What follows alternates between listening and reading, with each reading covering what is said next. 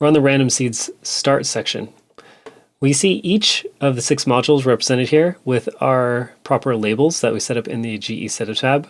And then these parameters can be mapped to real-time switches and sliders in the master layer. You set up that in the real-time parameters tab in the performance section. I have the start seed mapped to slider 1. So you can see if I were to move slider 1 around, it's actually changing the start seed for modules 1 and 2, which is how I had it set up. So let's talk about the start seed, since that's our first parameter. The start seed is choosing a starting number from which you can generate a pseudo-random sequence. The sequence is developed by some kind of static algorithm. It might be like divide by 2 plus 7, take the result, divide by 2 plus 7. And so you end up with a sequence of numbers that will always be the same if you have the same start seed. So let's take the number 100 divided by 2 is 50 plus 7 is 57. That will be the same no matter what. And then if we took the number 90 divided by 2 would be 45 plus 7 would be 52. So the numbers 100 and 90, again, will always generate the same result when run through a static algorithm, but the point is that they're different from each other. And so that's kind of what the start seeds are. It's if you have the same start seed, you're going to generate the same sequence every time.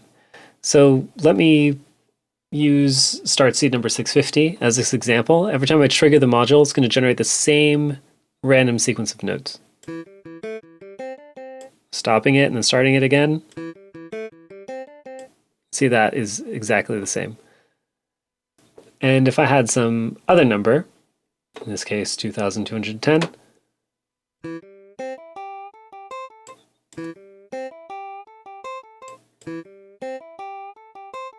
it's always going to be the same every time. But if you have the start seed on 0, 0 is kind of special in that it actually generates a different start seed, an unseen start seed, every single time you trigger the module. It just chooses one at random. I'm not sure how it chooses one at random. Usually these random number generators will depend on some kind of parameter that's constantly changing, like an internal clock or something like that. Like the time of day is always changing. And then it might use the time of day to then as the start seed.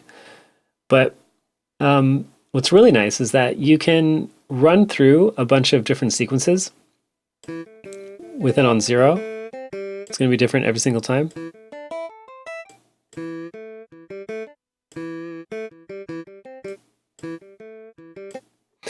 But then you can actually choose to capture whatever the last random seed was.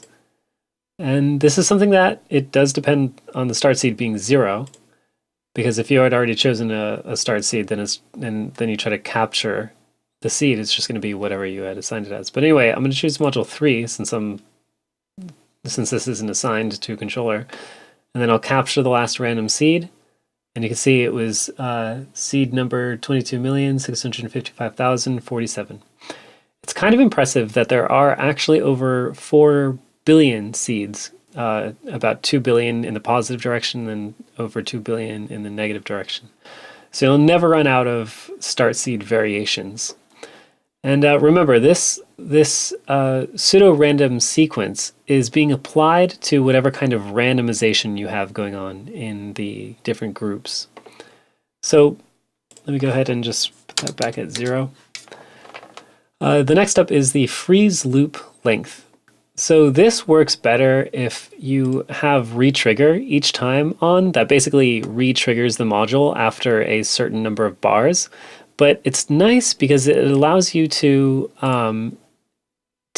capture a riff. Like, let's say that I were running through random seeds with the start seed on 0, and then I capture a random seed.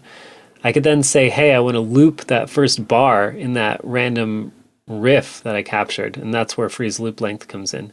And then where retrigger comes in is that it retriggers it every time. If you don't retrigger it every time, the sequence might not reset correctly. So even though it would start the same every time, it wouldn't reset every bar it wouldn't re-trigger every bar, and thus might keep generating a random sequence. Yeah, as if you just had this at 0. It would make technically no difference. But with it re-triggering every time, it will definitely loop the number of bars you designate.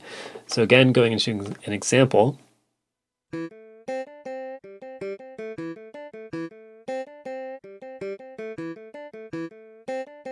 So you can see it's looping every bar. It's looping the same phrase every bar. Yep. And then that's it, actually. There's really nothing else to explain. I may have run through these examples kind of quickly. You could always ask me questions, and I'll be happy to answer them. Looks like the last video is on CC offsets. And then after this, I'm actually going to be looking for a way to monetize these videos, whether through Patreon or Vimeo or something. But yeah, so this will actually be the last. When we go over the CC offsets, it'll be the last of the free Karma tutorials. But that's okay, because all of the things that we went over are things you could do in the Kronos itself, whereas these are all going to be specific to the Karma software. So thanks. See you whenever.